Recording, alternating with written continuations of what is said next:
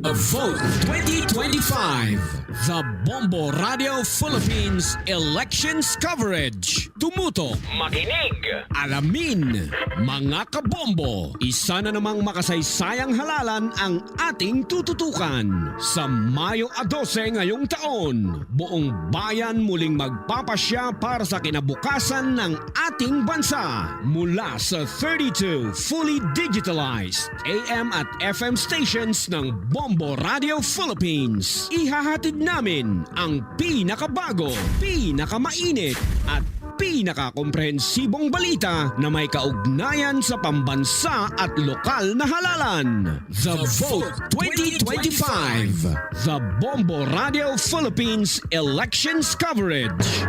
The #1 and most trusted radio network. Basta Radio Bombo!